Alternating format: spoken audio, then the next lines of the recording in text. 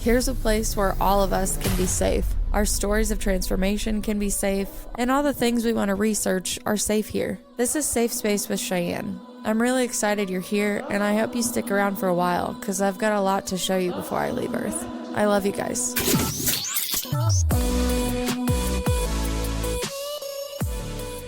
Welcome back to Safe Space. I told you guys I was just going to try a different intro out like every time, especially since, 2024 is going to be bringing us a whole different type of energy. So I'm like, how do I really want to welcome you into the safe space? I guess I wanted to sing to you today in a very theatrical voice because one of my guests today is Pamela Lach. She is a spiritual life coach and healer. But for anybody that's been on any sort of awakening or spiritual path, or, just like how you're connecting back to the source that created you and all of us, there's always a story behind it. There's always a reason that we shift and go into, well, obviously the work that we're going to talk to her about today.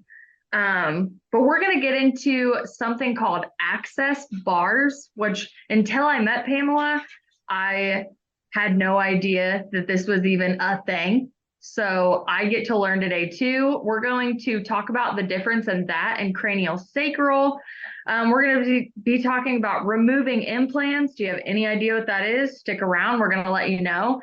And we're really just going to get into Pamela's story to find out when she answered the call, how it felt when she answered the call, and celebrate the fact that she's in Jersey. I'll leave the accent out. And she is operating a wonderful safe space called Walk in Peace Today. So Pamela, what's up? Hi. Hello. Hi, Cheyenne. I'm grateful to be here today on this safe space, and I thank you for inviting me. Well, we've had some really good conversations outside of this. Hold on. My dog is behind me doing funny stuff. Hey. Knock it off.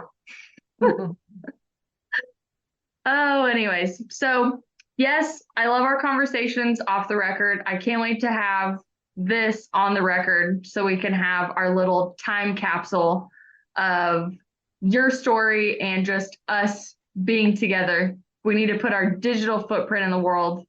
I really want to know all about what you're doing in Walk in Peace Today.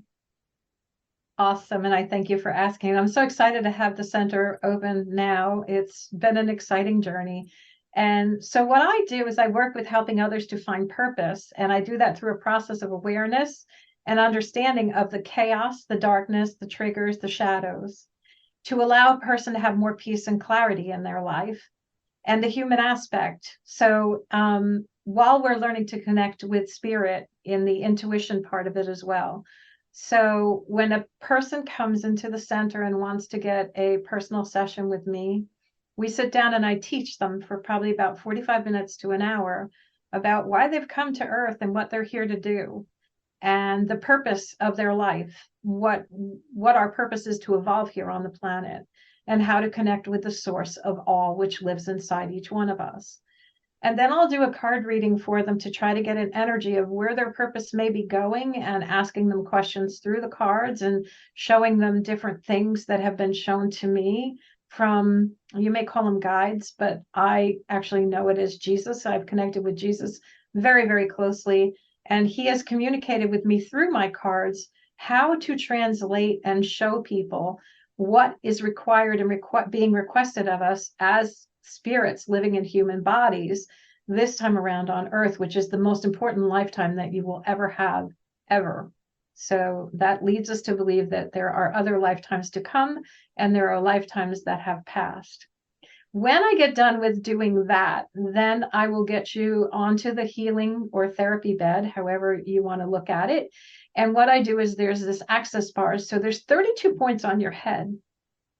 And when I put my hands in different positions, there is energy that is removed from the body. And it's your soul and you decide what you're ready to let go of. We will never take anything out of you that your soul and you have not approved of. Now, benefit of that is that, there can be healing, there can be sadness and joy, there can be peace and harmony. The implant band is everything that you have accumulated from lifetimes, and even things that have been imprinted on you in this lifetime as well. Now, the beauty in this, even as a facilitator, as a practitioner, is that when you're giving a session, if the person on the table lets go of something that you haven't let go of, and your soul is ready for you to let go of it too, boom, it can release and leave you too. So basically, the energy gets pulled through my arms, through my heart, and up and out the top of my head. And this allows for greater freedom from the body of the person who's on the table. Now, there have been numerous things that have occurred to people while they're on the table. Some people see Jesus. Some people experience amazing things happening to them. A lot of people have their third eye, the light comes on in their third eye. So there's this whole transition that takes place. And I think that the transition really takes place when I'm doing the teaching, because when I'm doing the teaching, I'm allowing you to have these aha moments, which actually change your DNA and extends your life through extending the telomeres, which is in the DNA. So as your DNA unravels, right, you then can have this longer longevity within you, and healing can start to begin.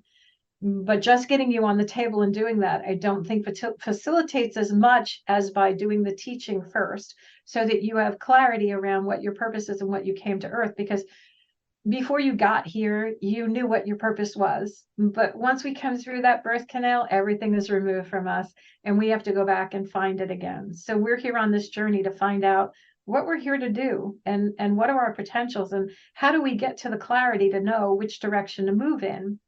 And what I mean by that is connecting with your intuition, connecting with your soul, in order to figure out how your internal GPS system works. Now, you know how your GPS system works in your car, and it tells you turn right or turn left. You have that same system inside of you. And if you were listening to it, you would know, oh, I'm supposed to go to this class, or I'm supposed to go to this person, or I'm supposed to go here, and I'm not supposed to go here. Right. So you're going to kind of get a little bit of guidance that you may not have otherwise known is inside you. So basically, that's what I try to help people do, to get to a point where they find clarity and they can connect with that inner voice, so that they can start receiving what they need to move forward in their purpose. So it's awareness, it's clarity, and it's peace and freedom. So that's pretty much what we do there. So Sign me up. right. And yeah, I'm on my way. Yeah, people have had some amazing stuff happen for them at the center. And I've had a space before, but this one, there's something special about this place. So I'm really excited about the energy there.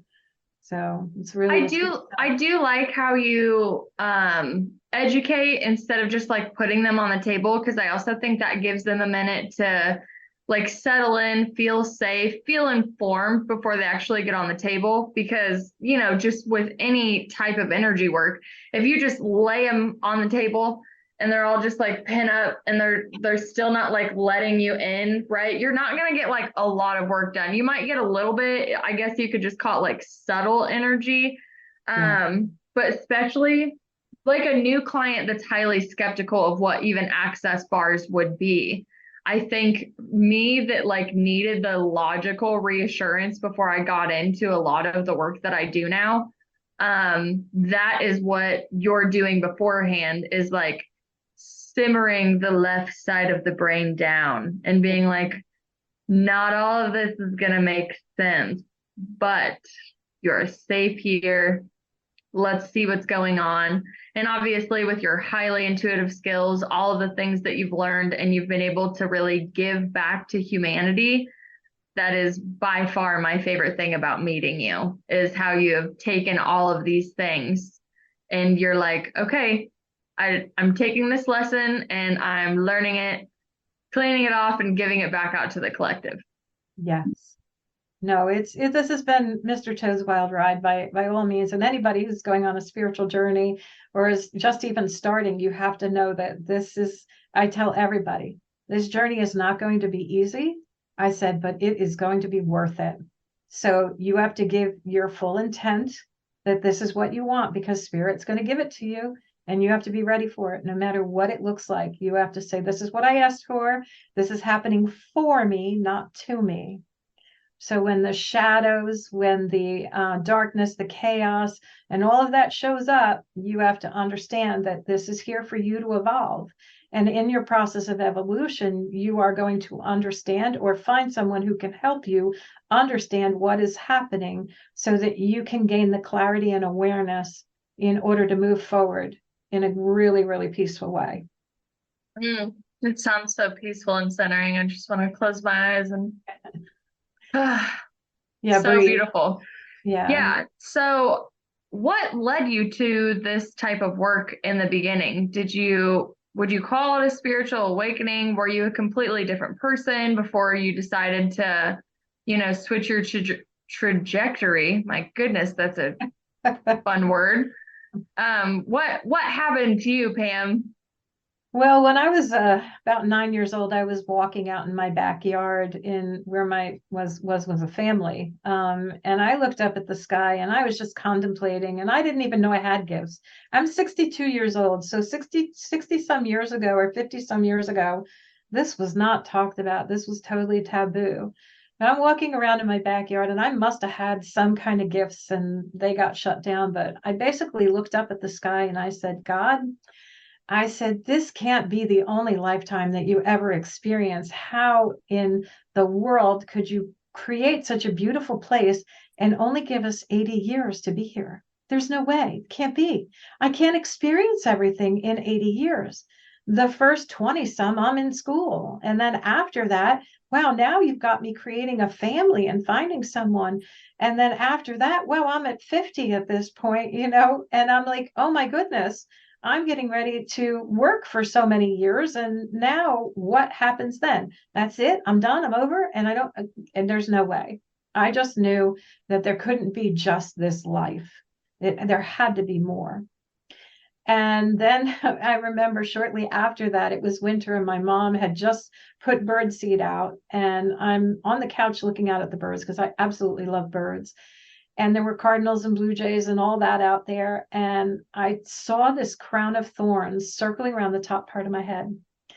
And I see it. There must have been about 3 rows of them. And it was like a dark golden, almost like a cinnamony color. And I said to my mom, I'm like, Mom, I'm seeing stars. And so because they didn't have any real knowledge or anything of this, my mother took me to the doctor and they gave me B12 shots. So it shut me down completely. There was no psychic awareness around any of this. It was just, you need B12 shots. You just have a vitamin deficiency, honey. You cannot see dead people. No, exactly. And I was very intuitive. I know I used to want to tell my mom's friend stuff, and my mother would always say, you can't say that. Yeah. And I was like, oh, I have to suppress. So what happens? You naturally shut down. Mm-hmm. So I've always been on what I considered not a psychic journey, but a self-help journey. And then let's just say about 2001, I met this person at the job that I worked at the post office. And he started to approach me like he could see something that, I needed to know. And so he started sharing with me all the spiritual stuff. Now, I was on self-help. I was listening to Esther Hicks and things of that nature, but I wasn't really getting into the part that was where I'm at now. And so he started introducing me to all of this. Unbeknownst to me, I found out later that he was my twin flame. I don't even want to get into that story because that's a whole nother generation or generational thing for us later on. But he started teaching me, and he started, we started studying. We studied, oh my God, he was my best friend. 13 years. We talked all the time. It was amazing, really. I thought that we would be friends for forever. And we're not. We're in separation at the moment, but that's okay. It's been 7 years already. And whatever our journey takes us, it's all good. I think I had a psychic one time tell me that we had spent over 60 lifetimes together, which I thought was crazy. She said, you're never going to be able to untangle all the cords between the two of you. I'm like, okay. So I started after, oh gosh, we had this tumultuous ending.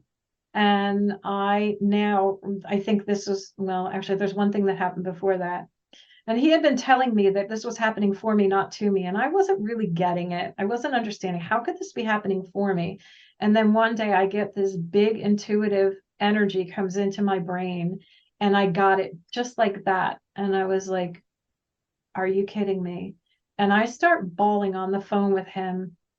And he's like, are you okay? And I'm like, I don't know. I have to go. And I hung up the phone, and I'm still at work, and I'm bawling all the way back to the office. And so he said, oh my God, Pam, he says, I feel so bad. I feel like you just lost your innocence. Now, let me tell you the message that I got. The message that I got was that you created all of this. These people didn't hurt you. You have no reason to blame them for anything. You did this all yourself. You asked for this, and it showed up, and you don't like it. And now you're blaming them. You need to go back, and you need to forgive every one of them. And it didn't mean that I had to go back and tell each person that I forgave them. That forgiveness had to come from within myself, because I was the one hurting from not allowing the forgiveness to take place. So now I had to go back to all the people that I really thought hurt me, that I was holding on to, that I couldn't forgive. And I had to just basically say, I forgive you. The forgiveness was not for them. The forgiveness was to free myself, not the other person. So how long was I holding on to that? Now I'm in my 50s at this given point in time. And here I am getting this. And then we go into this massive separation. During the separation, I had my highest form of evolution. I now had to deal with the fact that there was abandonment. I had to deal with betrayal. I had to deal with loss of love. I had to deal with my best friend walking away. I mean, there was so much here. And I didn't have a person to go to, per se, that, people who come to me right at this moment. I didn't have that. He was that for me. And now it's gone. And I'm like, I felt so horrible inside, and I was angry, and I was sad, and I was vulnerable. And oh my goodness, I could have been on, my friends laugh. I tell them I could have been on Jerry Springer. And they're like, there's no way. And I'm like, no, I could have been on Jerry Springer. You have no idea. They're like just the rage that you felt inside of you from obviously like what he triggered in you. Is that what you mean? Like just all of, like, you don't want to say it in a victim mindset, like it's his fault, but you're like all of these triggers that came up at once. And I'm so used to having you there when shit gets weird. Like you're kind of like my soundboard. And then like now, let's just call it a vibrational mismatch, divine timing plan, whatever you want to call it. Like all of that's coming out, and it's like the rage of the dark feminine is like rising in you, and you're like, I don't want to take it out on him.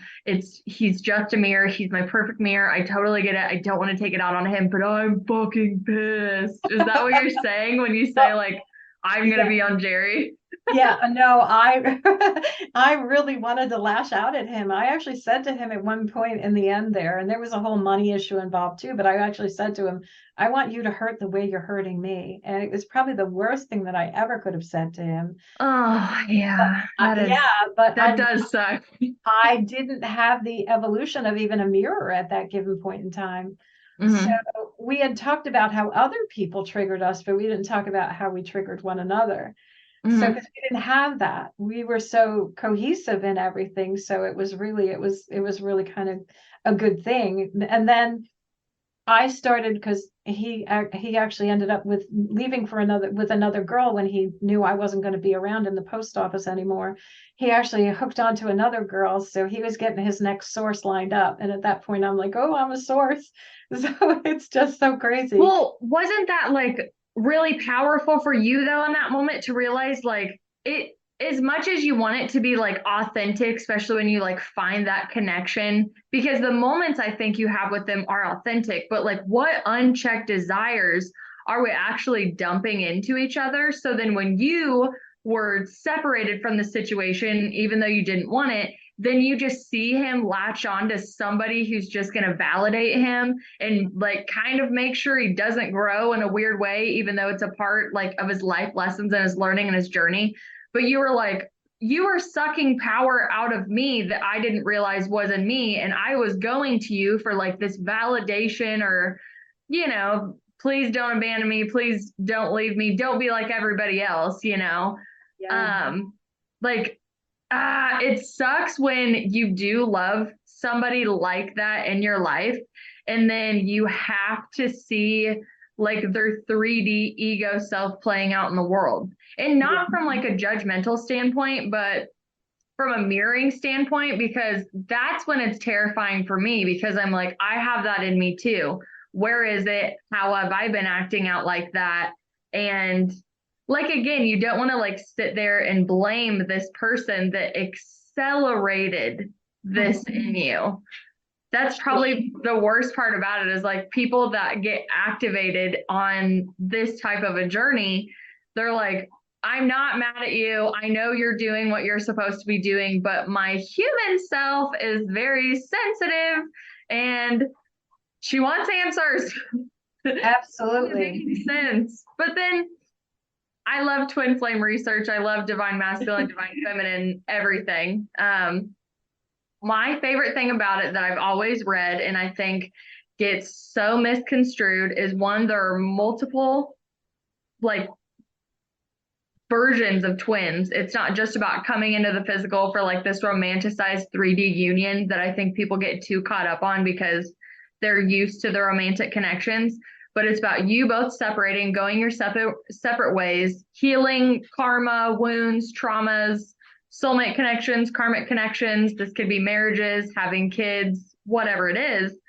And then throughout your life and all of these amazing things, if you want to answer the call like you did, you find your own way back to God, source, spirit, creator, whatever you want to call it. And it always reminds me of something that I have to tell myself. And it's, I will meet you in my evolution, for I will never sail in your storm again.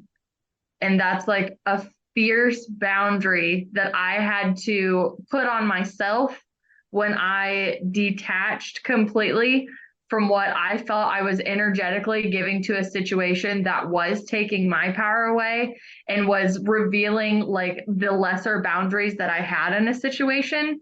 And ultimately, like, I don't like feel pity or embarrassed that I acted the way that I did. I was more like, I know that I unconditionally loved you. I know that I still have work to do. I'm so glad. I thank you for showing up, for being me a mirror and letting me go deeper.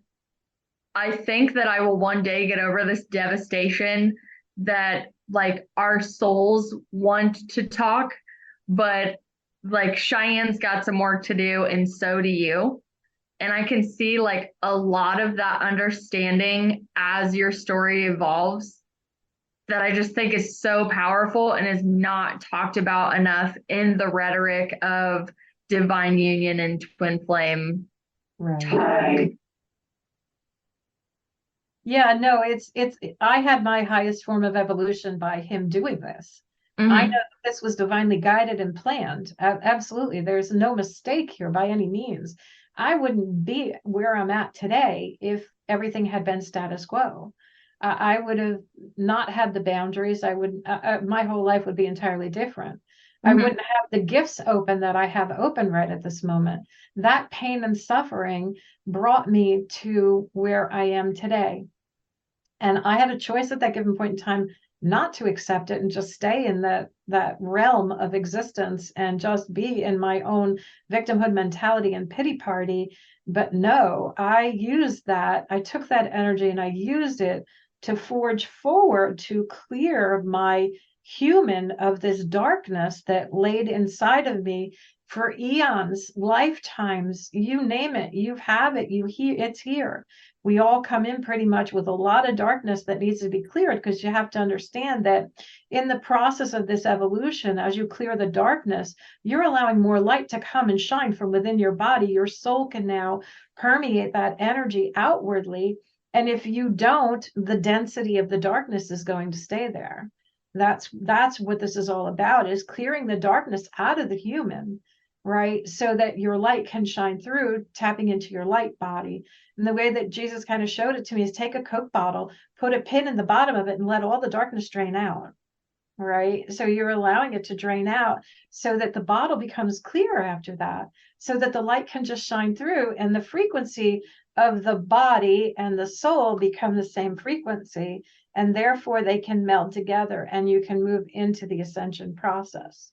All right. So it's just so fascinating. And the other thing that has recently been shown to me by Jesus is he says we're stuck in a cycle of death and rebirth, death and rebirth, death and rebirth. And he said to me, like within the last 4 months, he says, there's another level. And I was just like, huh? And he goes, listen, if you clear the body and you do what I did and take your body with you into the next dimension, he said, you'll never have to die again. And I was like, you never have to die again. I'm like, oh my God, I never even thought of that. I just thought we were here for death and rebirth, death and rebirth, death and rebirth. He Mhm. says, no, he says, that's a cycle that you get caught in. He said, but once you clear yourself of all the darkness, you become like me. He said, and then you'll be able to move into what I've been shown is the Father's house. It's where all of the gifts are. And this is where you can manifest the fishes. I say fishes and loaves the way that he did, right? Mhm. Because he had that clarity, he had that clearness within his physical body where he was more light, and that's how people knew him. That's why they fell at his feet when they were around him, because he just shined like the sun, and they felt it. You know, I had said to my twin one day, one of the first messages I got with him on this journey was, how come in the days of Jesus, when he walked this planet, it was okay for people to get messages, right? Because you'd hear about them all in the Bible, but now it's not okay for people to get messages. What changed? It doesn't make any sense. That's a really great question, though, Yeah. because I think I've pondered on it when I've looked through, like, reading all of the older biblical texts that I have. And I've asked like different questions, like, you know, when I was younger and he brought my dog back to me and I saw him as a child, and I retold the story as an adult, and I've told it to people that are followers and worshipers and they work in the Christian church. I have told my story and they look at me like, Jesus has better things to do than visit you. You know, like there's this weird unworthiness that is taught in a church. And I don't understand how people can't see that it keeps them separated from it instead of realizing you're a part of it. That's right. So I Absolutely. love that you said that question like that, because I too have had that same question. I'm like, look, this guy's building an ark. Like this guy's going out in the desert and getting these messages and getting the 10 Commandments and coming back and being like, hey, God told me this, you know, and everyone's like, oh, thank you so much for, you know, having that message. It's amazing how the ancient wisdom has truly been perverted, is Yeah. probably the best way that I could say it. There's so much perversion in the world today, but we focus on it being like over sexualization, profanity, abuse, war, famine, neglect, all of these things. But if you look at the perversion in the philosophy, theology, religion, whatever you want to call it, that's what fascinates me, is how we've all been manipulated away from the inner voice and inner knowing in ourselves. You know, and it's even looked at as vanity when you get to a point, which I think is hilarious, or delusions of grandeur, that you could hear this voice in your head. And the same voice that's going to give you that message that you want from God is the same voice that's like, hey, your keys are on the counter.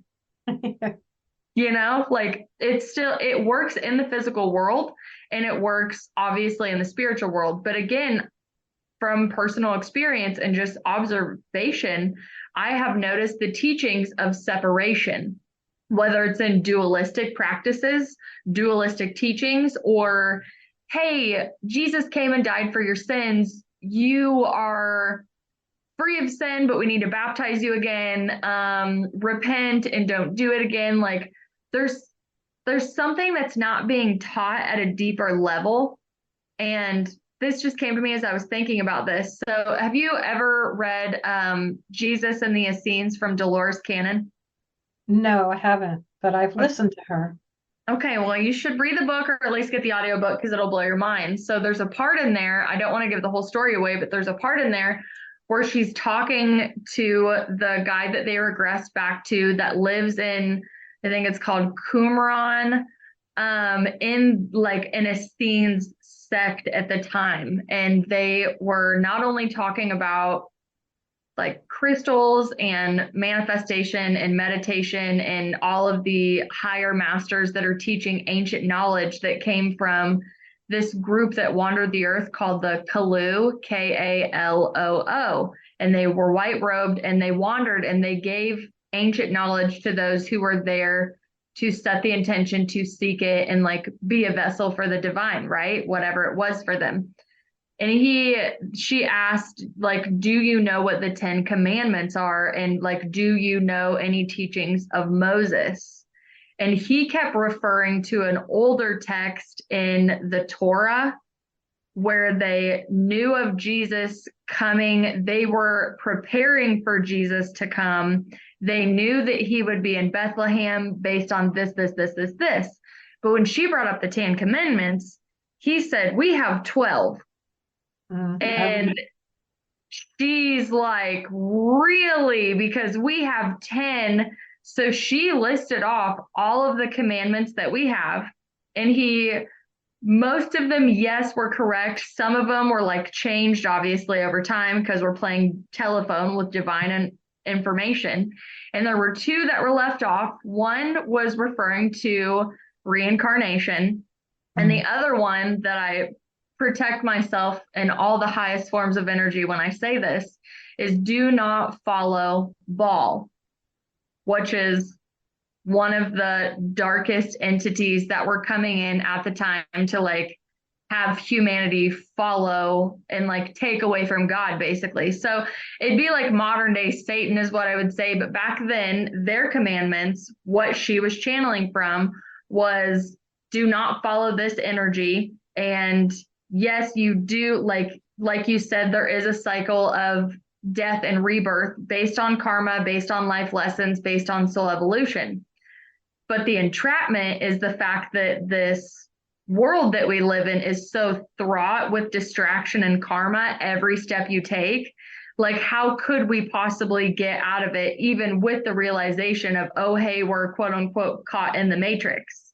Yep. So I find it interesting that, like, I have this book right here. It's called The Comprehensive Analysis of the Bible. It's a 1927 print. And if you open it up, you can piece together a map of Moses, where he was born, the story of him, and the 10 commandments. And then after I read Jesus and the Essenes, which is technically channeled through the theta brainwave state and hypnosis, QHHT, and they're talking about 12 that was not handed down to us. I am not the type of thinker to go, oh, well, the person who took those 2 things away from me loved me so much. Jesus probably, wanted me to just focus on 10. I want to know who made the decision to go from 12 to 10 if it was originally 12 handed down, but now we only have 10.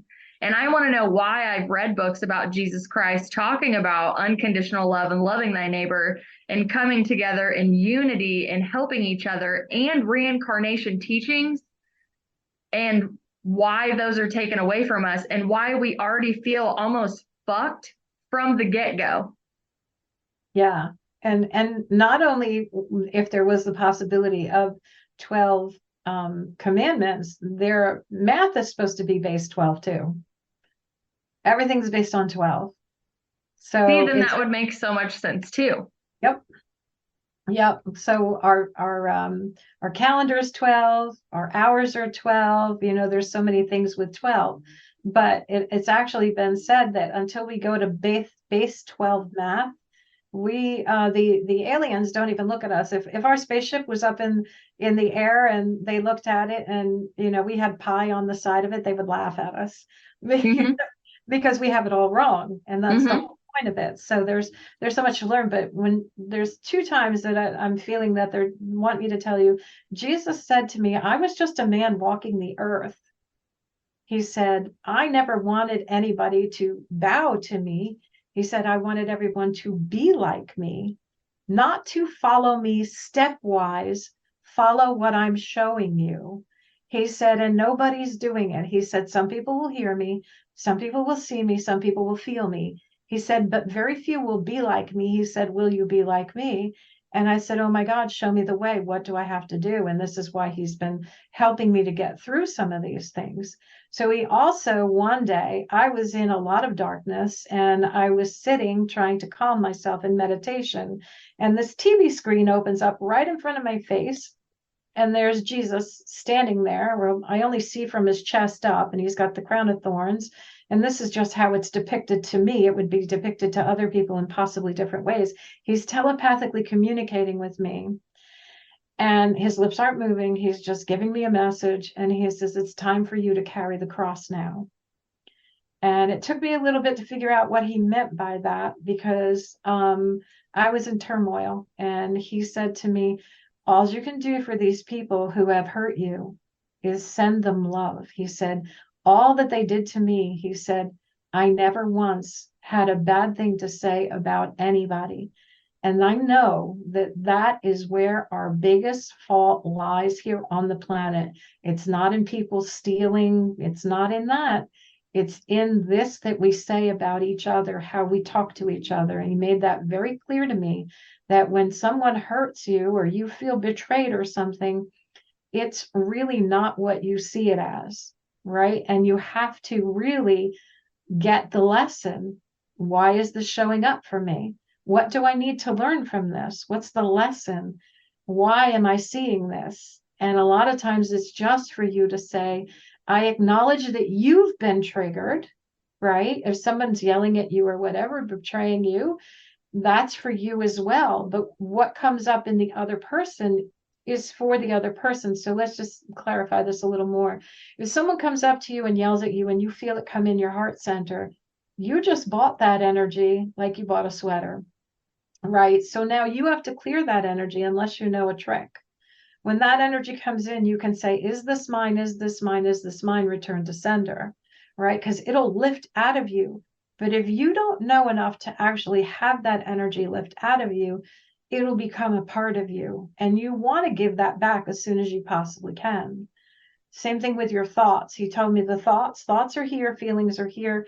Your gut is where fear resides. So when you have a thought come in your head, if it's not in alignment with what you want, you need to kick it out. Because what some people call, I'm going to say ADHD, but it's not really ADHD. I used to have 17 voices talking in my head, and they're telling me all kinds of things to do. When you understand that none of those voices are really, that's part of the chaos, right? So I called it stacking questions when I started studying this. And I said to somebody, what do you mean stacking questions?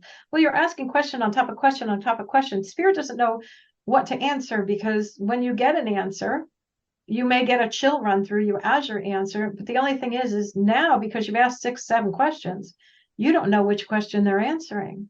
You have to slow down your questions so that Spirit can give you an answer, right? And I was like, oh, I'm like, well, that's really interesting. So now I have to be very aware of the questions I'm asking and what I'm asking so that I can get the answer that I want. So we have to learn that whatever is showing up for us, darkness, chaos, shadow, mirrors, whatever it is, the person that you think is projecting that upon you, you have chosen that person to come in and help you to evolve. They're here to help you to get through this darkness so that you can release it from the human body, so that you can acquire the light that has always been yours. And this darkness is just a density within your body that won't allow the light to shine through. So these people that are doing these things are doing it for your personal evolution. And we need to take responsibility for that. We need to know. And I don't mean that anybody should harm you in any way, shape, or form. I just want you to see the mirrors and the patterns that keep coming at you, dating the same kind of person, these kind of things, having the same kind of things happen at jobs. These are all lessons. These are things for you to really learn how to navigate through this stuff so that it can fall out of your auric field for you to have more peace and more clarity. So we have to stop blaming people for things that we think that they've done to us. They didn't do it to us. They did it for us. Would you agree? Yeah, everything you're saying is absolutely right. And I do love that you obviously put the disclaimer of, I don't want anybody like hurting you or beating you or all this stuff. But karma and reincarnation are two of the things that came to me in my earlier years, even when I was in the church. And it was just as simple as like, do unto others as you would want done to you, and what comes around goes around. And when, somebody not necessarily like taught me karma, didn't teach me what theology, philosophy, or religion that it comes from, because it's practiced in so many, it's not just one, right?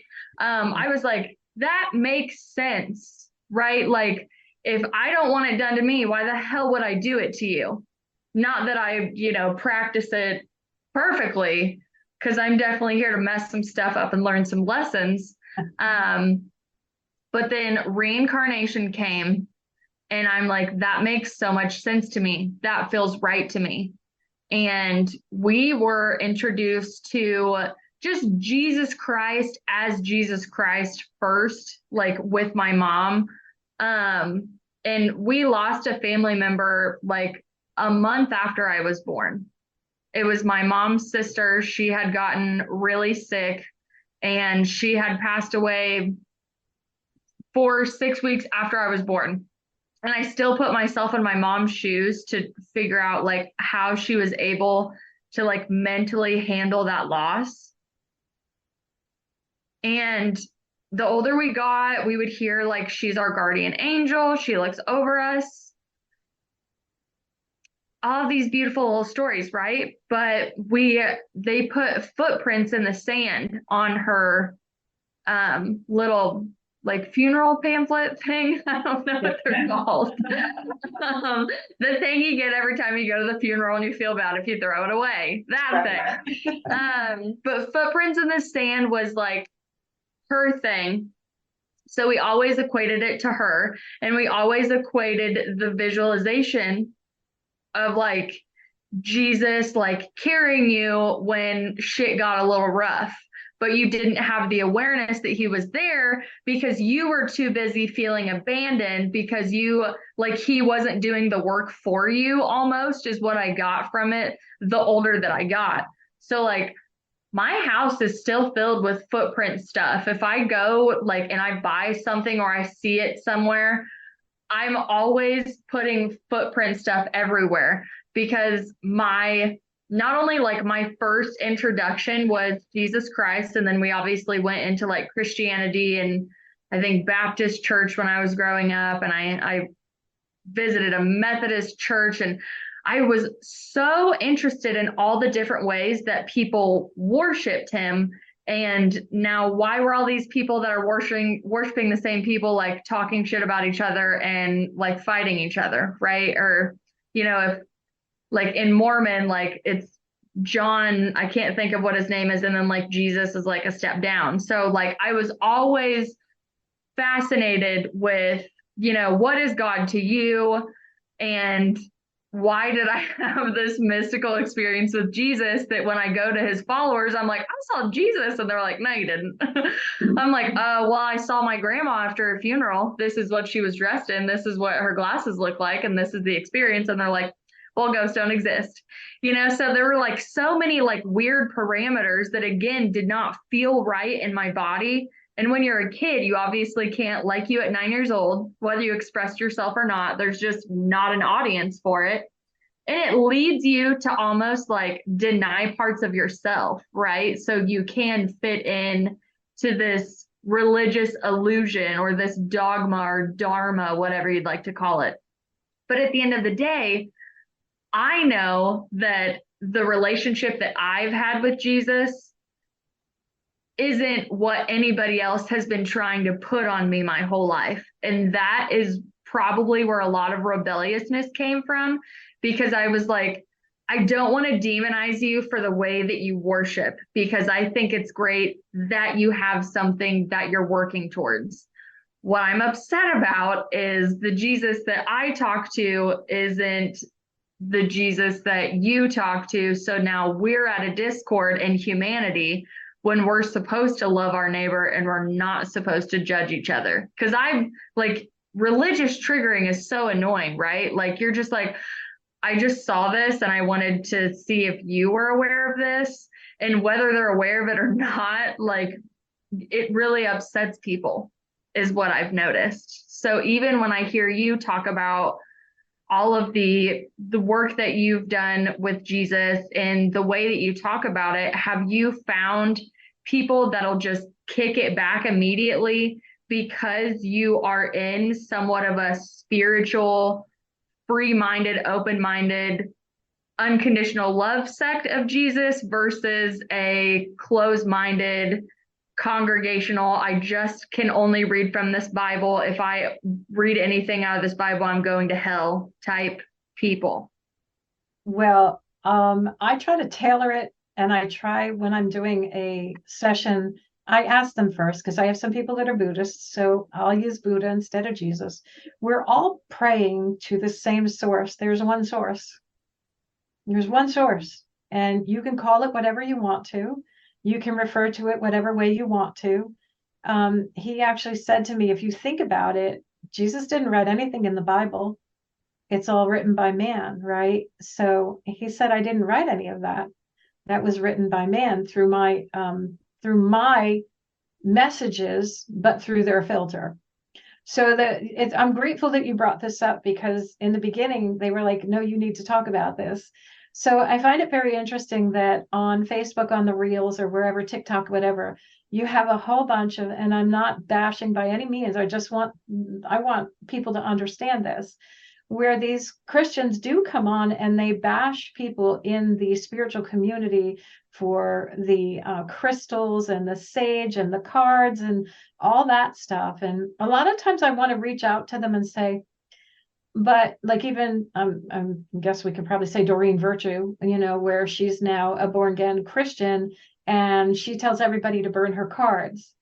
And I have her angel numbers book right here, and I'm not burning this. This book is amazing.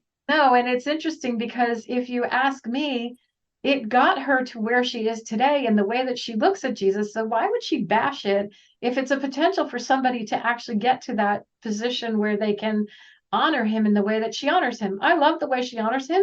I don't like the fact that she bashes people for using the cards that she used while she wasn't on the path that she's on right now. So she wants us to throw away all the cards. And if you listen to her story, it's actually pretty fascinating, where she puts crosses across stuff that her husband wants to keep and her mother wants to keep that have anything to do with anything that she did. And I honor her for that. But for her to condemn her journey to get to where she is and want us to just go where she's at now, man, she's missing a little bit of something, I think, because what if we can get that way too? It's not allowing us our true way of wanting to receive what's being given to us. And for the hardcore Christians that are knocking us too, I'm a Christian as well, a spiritualist. I want them to understand that we all have a journey that we have to go through. We're not all here in the same timeline. We don't all have the same amount of past lives. We're not all here for the same lessons.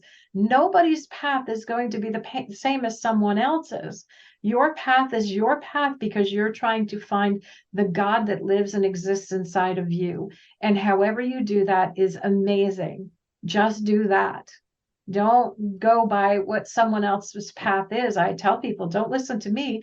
Go find your own truth with the God that lives inside of you, because that's what's animating your body. You would never look for God inside, but that's where he is. And when you go inside and you find him, your world is going to change and open whatever way he wants you to find him. And that's the key here, is that we don't bash people for where they're going. We honor them and we support them and we hold space for them, no matter what that path looks like. I have some friends right now that are going through a really, really dark place with their spirituality, but it's something that they have to go through in order to get to the other side. And there has to be an honoring for that too, and just holding space, not saying, oh, they're on a bad path. No, they're on a path, and all paths lead to the same place, home, which is not here. Mm-hmm. Right? So You we're all said on so a many journey. things. I'm trying to remember what I'm going to say afterwards because I'm like, yes, mm-hmm, mm-hmm, mm-hmm, mm-hmm. Yeah, no, it's all being channeled. So it's just so interesting that, my head is lit up like a Christmas tree right now. So it's just like whatever you want to know, they're going to just give you the answer. And I just love it when it comes through like this because it's so powerful. It's so right on point. But I will have to say that when I see these people on Reels, Facebook, I don't do TikTok, but I know it's on TikTok too. I don't bash them for where they're at either because they're on a journey as well. So I just send them love, just the same as Jesus. Whenever anybody's doing something that may not be in alignment with what you're doing, send them love, hold space for them. I wouldn't even say pray for them because, just sending them love is a prayer. So it's really where we're supposed to be. That's very true. Back to the cross thing on Dorian Virtue, because I was thinking about this. Yeah. If I amassed a bunch of followers in a religious context before I died, or technically I came here because the Romans were oppressing people under the guise of religion, and I was actually the rebel. So I didn't teach in churches. I went against the modern day status quo, and I was killed for it. And I didn't get put up on a cross, say, a dragon burned me alive instead. That was the death penalty for going against, again, the religion of the time, the status quo, the narrative that the Romans wanted you to believe, correct? Yes. And then after I died, and I came back 3 days later, and I was like, hey, you too can do this. And then I'm out. And since humans need something to worship outside of themselves due to this weird unworthiness that we all feel, which really is lack of love and unconditional love because we all want to go home, everyone was like, my idol that I will put up to get evil away from me is a dragon. So like now there's dragons all over and that's my religion, right? Why is the thing that you nailed me to the thing that protects me from quote unquote evil doers? Because I grew up with cross necklaces. For the longest time, I was going to tattoo a cross on me, just kind of like my homage to Jesus and, the things that I personally have learned from him and somewhat picked up from certain teachings of a church that I've allowed my intuition, like introduce to your intuition and kick out what's not for you. But I've always wondered, why is the thing we nailed him to the thing that everybody has up around to like signify I am a follower of Jesus with this cross? Well, one thing that you might also look at, which has been brought to my attention in the last couple of years, is this. So, and not any bashing here by any means, because I was just brought to my awareness. So the Romans were actually the ones who supposedly committed the act. But yet now, if you go into a Catholic church, they have him up on the cross, right? So everywhere, absolutely everywhere. So a lot of people don't think about that. And it's like, okay, so are they paying homage to him? And it's like, and I didn't think about it until someone brought it to my attention. I go, that's really interesting. So it's just, you have to look at these things and say, we don't know where these people are that have brought these things into equation. And we don't know where they're going, and we don't have to listen to them. But there's nothing wrong with wearing a cross, I don't think, but it's just really, you're right in a lot of ways with that. So it's, how is that any different than wearing an evil eye or something of that nature? And you're looked at for wearing an evil eye, believe me. It's not a good thing to wear. You are. Or like the hand of Fatima, or anything like that. If it's outside of it, they're like, whoa, whoa, whoa, whoa. You know, they're treating you with some generational trauma right there.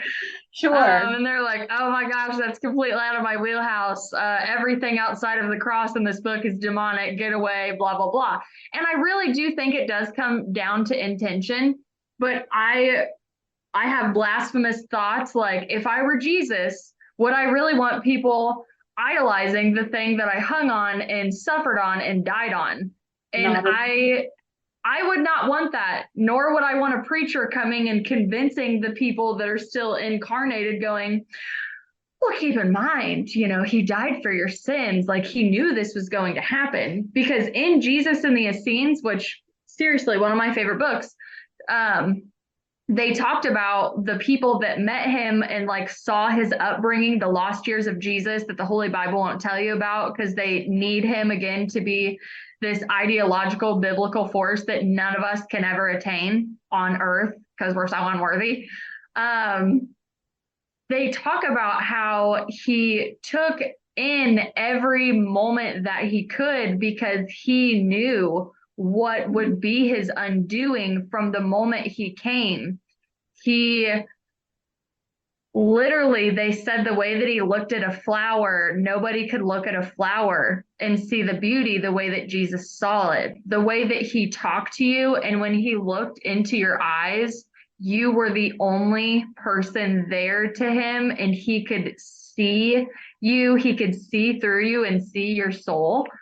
And I'm like, yeah, that's the Jesus I've met. You know, that's the stories that I've found that make absolute sense.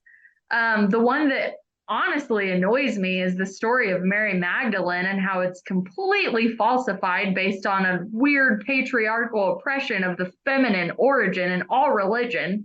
So I would just like to say to the listeners now, if you subscribe to the story that Mary Magdalene was like some whore with like 9 demons on her and Jesus saved her, that was a sermon that a minister slash politician slash priest who was running for political office at the time, old school political office, not the weird shit that we're doing now, two wings of the same bird that are never going to fly, but back to the ancients. He wrote it as a Sunday sermon. Somebody like in the crowd that was a part of putting the Bible together for like Constantine and the Roman Catholics was like, that's great. Let's put that in the Bible. So because we're playing telephone with divine intervention and these people with the wrong intentions are taking these stories, now everybody literally believes that Mary Magdalene is like some whore that Jesus saved. And there's nothing in my body from all of the research I have done with Jesus and Mary, them together. And if you just look at the Last Supper, the fact like how close she is to him in there and all of the shared missions they've had, I absolutely know that that was planted. And if you look at all of the other stories of the oppression of feminine in any, again, theology, ideology, religion, you know what I'm saying? Anything you look at, there is still this lesserness of women, when really there are some ancient civilizations we can look back on where the seers were only women, the medicine women were only women, the men that yes were the queens or the kings, the queen actually made the decision. She was the soundboard for her king. The king's job as the masculine was to protect his feminine in the physical, and she protected him in the spiritual.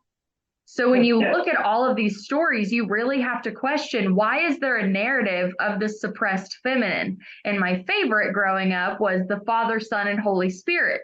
And now, through a lot of it, I finally realized it's the Father, the Mother, and the Son, which pagans honor Father, Mother, Son, and do a bunch of feminine and masculine rituals, which I am A-okay with, in my opinion, because that's all about nature worship. But the people that don't ask the questions, the ones that literally ring in my head all day long, because I just want to know, like, multiple takes, and how do we not see that the creator, the woman that gives life, has been so suppressed in a multitude of ancient scripts all the way to modern day Bibles being printed today, and we're okay with it? How can we just go along with this bullshit? So, have you read Tom Kenyon's book, The Magdalene Manuscript? I'm going to write that down again because I have not actually read it, but I've heard about it before and kind of like looked, online, like what is in this book. But say it one more time so I can write it down. Tom Kenyon, and there's a lady, she channels, and it's called The Magdalene Manuscript. So I just want to bring another thing to light for you on that. And you said so many things, and I've got all this stuff going in my head. I hope I remember it all. So basically, Isis was teaching her the sex magic. And the reason that Isis was teaching these people the sex magic, and I believe Mother Mary also was taught this sex magic as well, which was the reason that the Immaculate Conception took place, from what I'm hearing right at this moment.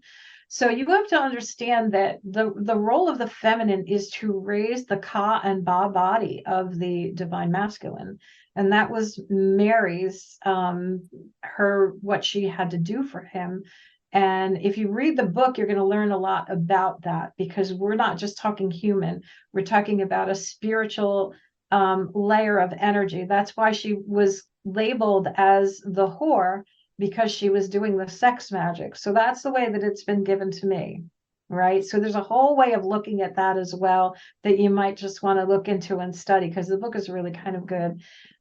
In regards to Jesus dying for our sins, I have it looked at as a different way. He didn't die, and this is what he said to me: I did not die for your sins. I was the one who figured out how to free you from your own sins, right? So he said, if that was the case, why do you still have sins today?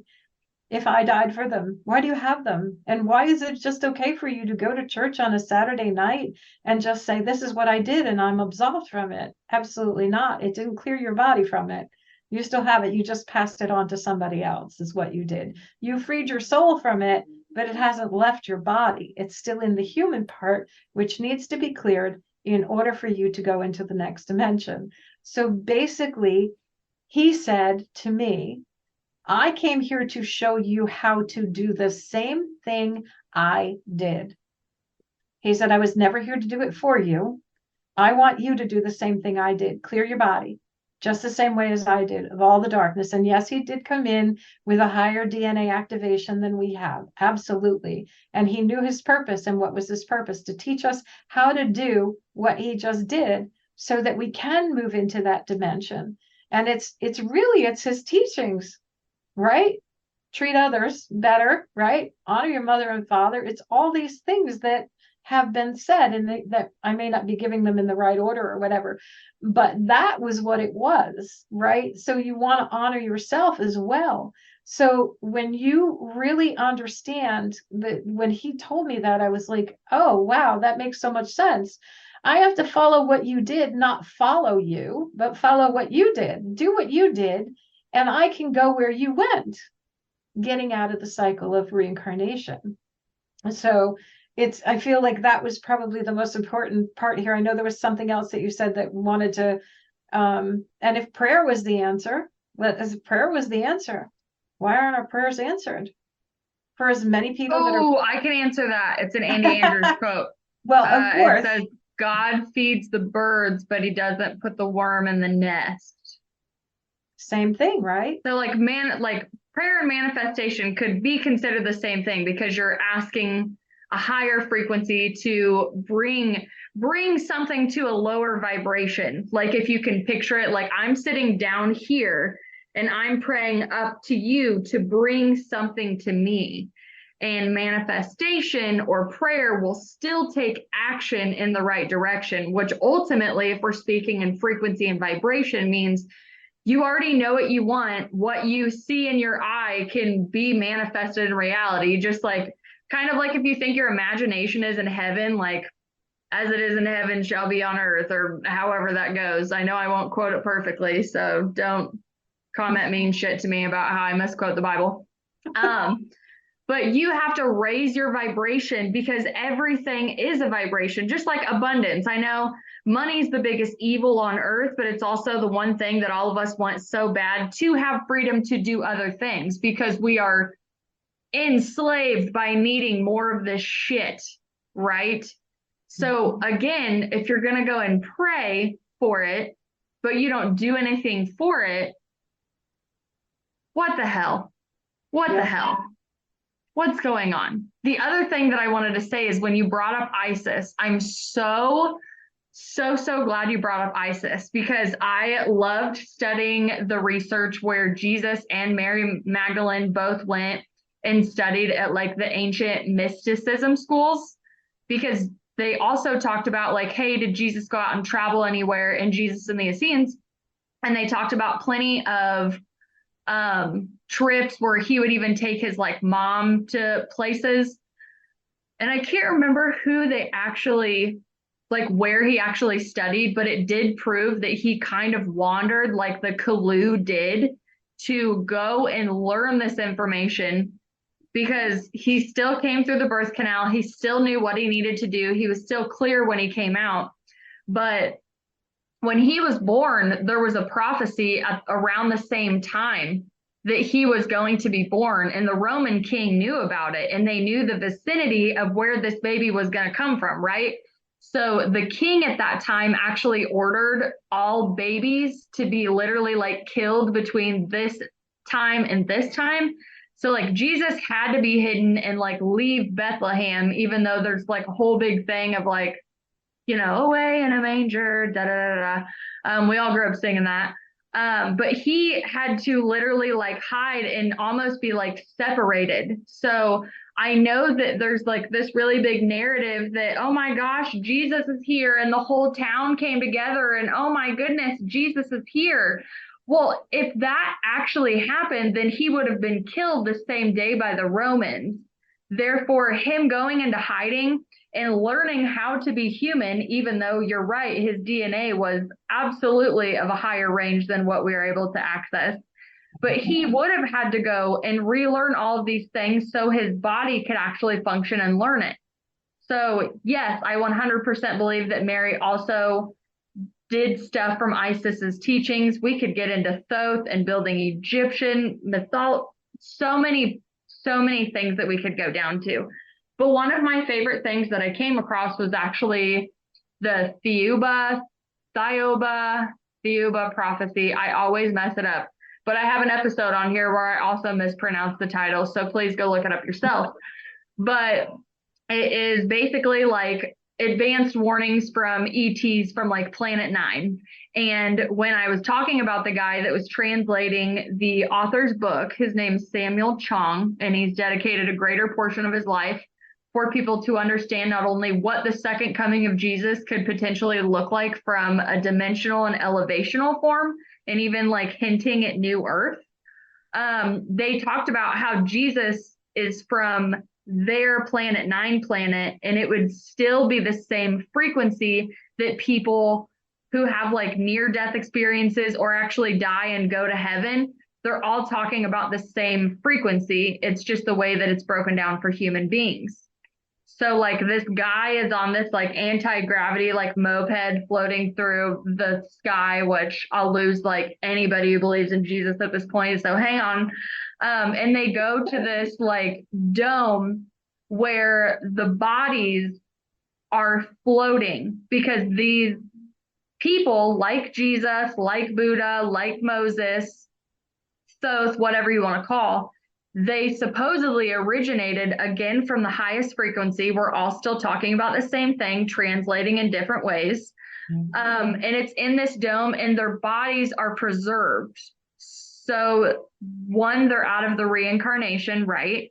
Because if your body is, you know, decomposes, you're probably coming back.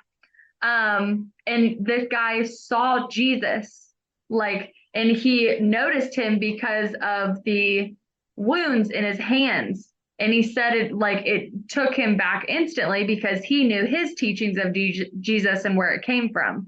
But these higher dimensional entities that are here to, quote, overlook Earth and help us get out of what would be a category 3 state, which is basically on the verge of apocalyptic cataclysms based on the division in societies. Atomic weaponry is what they're referring to.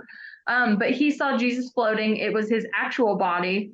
And then they pointed out all of the other bodies that were there, and they were big, amazing, influential characters on the religious side of things. I'm not going to say he saw John Lennon's body, because trust me, where did he go? But when it comes to him actually seeing Jesus and identifying him in this higher planetary state, it just blows open so many different questions that I always have about why are we fed this certain version?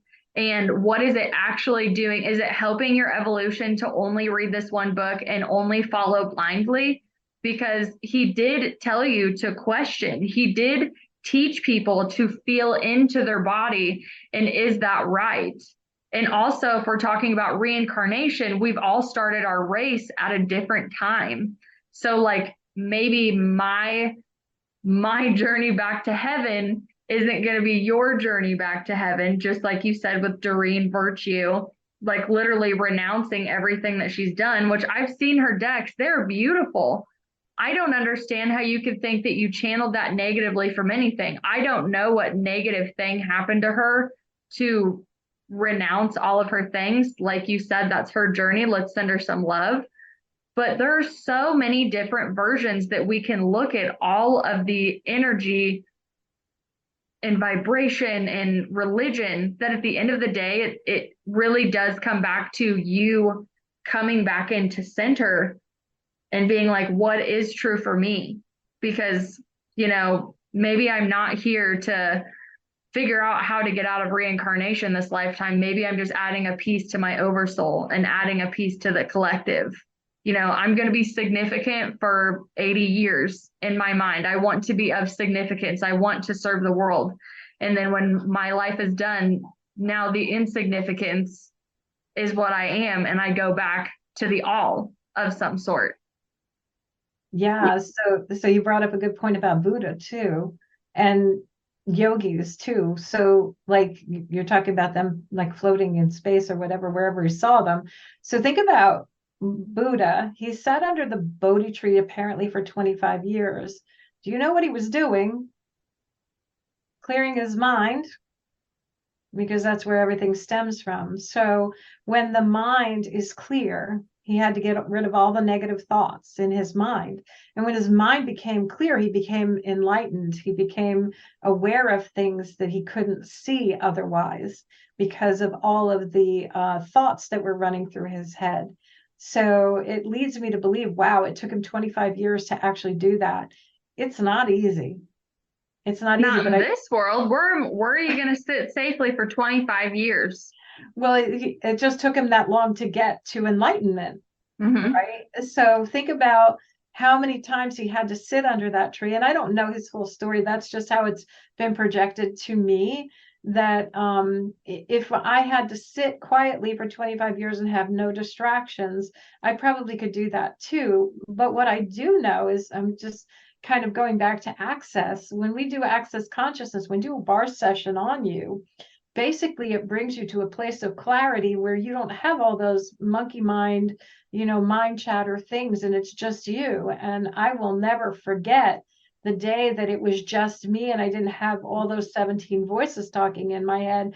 I sat in the chair and I'm just sitting there and I go, what do I do now? Like, I don't have anybody telling me what to do.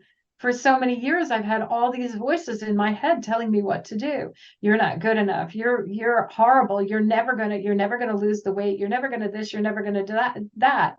Right? All those voices have kept me from having peace inside of me. And that's the part of the human that's keeping you held down, the darkness, right? So we have to clear the darkness, right? So that's why the access bars appealed to me, because I'll never forget when I got off the table the first time, there was just such clarity. It was like there was no mind chatter. It was quiet in my head, but I didn't know what to do with it because I had been so conditioned to hearing the voices to tell me what to do. So that's very true. That's a really great point to bring up too. Yeah. Especially when like you meet those, honestly, like those elevated vibrations, like that happiness, the gratitude, you're like, what do I do now? Yeah, because I haven't What do been I do with this? And then I started to feel emotions in my body one day, and I'm sitting in the chair and I have nothing going on up here. Because remember, this is where thoughts are, this is where your feelings are. Now I'm getting feelings, right? And I'm like, why am I feeling sad? I'm in a really good place. I'm not thinking anything. And it's like, oh, they're emotions. I'm like, oh, this is entirely different. So now you have to heal this center, because if we look at the 7 chakras, right, we're looking at the same pillars that they use in the Jewish religion as well, that have to be cleared and open. The centers have to be open. And I'm like, oh, this makes total sense to me, because I was glomming it all together when I was doing my meditations. They're like, no, you have to separate all these. And I'm like, oh my goodness. I'm like, this is a lot of work. I don't know if I can do this. And it was just like, keep going, just keep going. That's all. And I lit this one up and I lit this one up. And I don't know, I guess the throat chakra has been awakened to some degree. The creative sexual center has been opened, and the root chakra has been opened. The solar plexus I'm still working on. And I shouldn't say, I just was told today, don't ever say that again, because you've completely arrived, Pam. I don't believe that I've completely arrived. I still have so much to learn. And I'm sure that I've said some things today that some of your listeners are not going to agree with. That's fine. This is the way that it was brought to me. And you keep what you get out of this and whatever resonates with you. This is the way that it was projected and shown to me. I want you to find your own way, because that's what's going to bring you truth, not the way that I tell you to do it. Find your truth with your soul, the God that lives inside of you. That's the best piece of advice I could give anybody here. Just go on the journey. Just start. Take one step. Whatever you're attracted to, start there and just keep going. And eventually, if spirit sees you're seeking something, they're going to guide you to where you need to go. And everybody has a separate journey. I will never tell you that your journey is going to be the same as mine. It is never, ever going to be the same as mine. My journey's not going to be the same as Buddha. My journey's not going to be the same as Jesus, Moses, any of them. We all have separate journeys to find the truth. And the truth lies within you. It's not external. So find your truth. It's the best piece of advice I can give anybody. That is beautiful advice, because just like with all the things that we've questioned and talked here, I wouldn't want anybody to go, oh, I heard this podcast episode and now this is my exact belief, without investigating it on their own or feeling how it feels to them. However, I will caution, if you are supremely disconnected from your body or stuck in the framework of religious dogma and you haven't gone out, you are going to get cognitive dissonance. It will disconnect your critical thinking, and ignorance sets in when you disconnect those two pathways in your mind. You go to more of a defensiveness pattern. I've experienced it, so I'm only going to talk from things that I've experienced or that I'm curious about. So that's wonderful advice. We are all on our own path. The gun did not go off at the same time and we're all running next to each other. I know Ram Dass says we're all just walking each other home, and in an aspect we are. Another thing Ram Dass said was, you should treat everybody like they're God in drag. If you want to see the energy source that created you, I use God because it's the easiest term for the creator aspect. But for whatever you believe in, right, whatever your highest power is, you go to them and you're like, I'm squeaky clean, I love you, you're amazing. But then somebody else comes up and you're like, get out of the way, and this humanistic side of you comes in, or I should meet God, I'm more this, all these weird egotistical things come in that you've seen in a lot of religious settings. To be nice about it, it's more than just religion, but that's the easiest one to call out. When I saw you should treat everybody like God in drag, I was like, man, what a mission. Because I fail often, and I mean, I think there's just so much more to it that we should be taught. I love that you said you can pass the prayer along, but you haven't removed it from your body. You know, there's a great book by an author I can't think of now, but it's called The Body Keeps the Score. So you can Google that on your own and really learn how to feel into your body. There's a book called like The Seven Spiritual Laws, and it talks about how to tell what's for you and what's not for you. And it's about what feels good and what feels bad when you present it to your intuition. But yeah, there's so many things that I didn't even know we were going to talk about today, and I'm so glad that we did. But before we get off here, I do want people to know more about your business and more about your online coaching services. And obviously, we all know, if we are avid listeners, that we get to hit the description down at the bottom, and you have all of the links to not only me, but definitely Pamela here to get in contact and work with her online. But if you are in the Jersey area, she has a wonderful safe space for you to be able to come hang out in and get a little piece of yourself back. Yeah, maybe a big piece. Maybe a big piece, yes. There are two books that I also would like to recommend to your listeners and watchers. One is Outwitting the Devil by Napoleon Hill. And that book was written in 1938. It was not published till 2011. Napoleon Hill was told that if he published this book, his life would be ruined.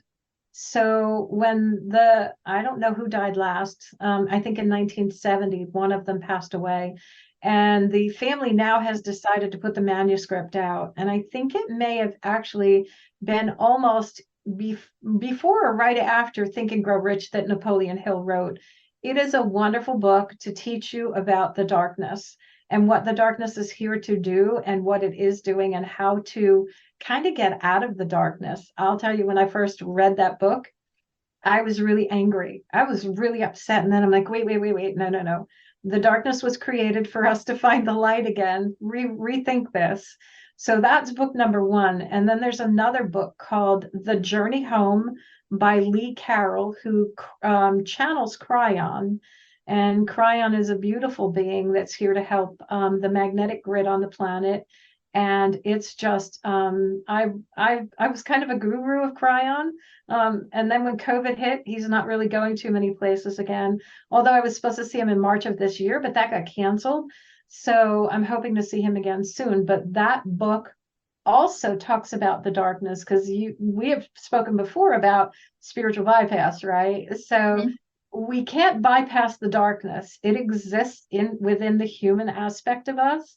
And by you coming into complete awareness, you can shift how you perceive and receive the darkness, because it is there for you. It's not really against you. And once again, I want you to just understand you have to have awareness around anything before you can change it. So those two books are huge in my teachings. And when I'm sitting with someone, so I will refer to specific things within that book. The Journey Home is a really great read. It's a wonderful story. So that may be a good one to start out with before you touch the other one with the darkness as well. Don't get caught up by the fact that it says devil, because I had the book for 2 years and wouldn't read it. And then when I finally picked it up and I read it, it changed my life. So, how can you get in touch with me? Or was that the question, Cheyenne? Because I just yes, online coaching services. Okay. If I'm in the local area and I want to come visit you, how do I get social media wise onto you? If you're in the local area, just go to Google and type in Walk in Peace Today, or go to your social media. Yeah, and I also do have a Facebook group if you wanted to connect with that in Walk in Peace Today as well. I also have a business page, Walk in Peace Today, and we also have an event page where you can go to events at Walk in Peace Today if you want to see what we have coming up if you're in the area. And if you want to schedule a session with me through Zoom or coming to the center, you'll find that in walkinpeacetoday.com. So there's a couple of ways that you can get in touch with me. It's awesome. I love it. I loved our conversation. We went to a place I had no idea we were going. It just comes through. I can't stop what they're giving us. So just happens, just two cool energy beings having human experiences, asking questions, not trying to piss anybody off, but probably will. I kind of thought that too, but I want to apologize right now. If anybody gets triggered by this, call me up or text me and we'll work on it. I am not apologizing for giving you an alternative perspective. I would like you to look at it as thank your triggers for they show you where you are not healed. That's right. Where you need to do a little bit of Yeah. work and have awareness. Yes. And that's finding Yeah. your truth. That's finding your truth too. Mm-hmm. I Yeah. absolutely love it. Well, I appreciate you taking the time to talk to me today. And I look forward to speaking with you in the future. And hey, when I find myself in the Jersey area, I will be walking into peace for sure and checking out all of the modalities that you're offering, all of the collective. Bless you. I thank you so much for your time today in this space. So safe. Yes. Thank you, thank you, thank you. Friends, before we get out of here, Vitality Exposed Performance Photography, ran by Kelly Green. Go check her out. I've got it linked below for you. She is going to bring another wonderful song from Nightcap. It's called Honey. You want to hear it? It's pretty good. Go check these guys out as well. I have everything linked below for you. Love you.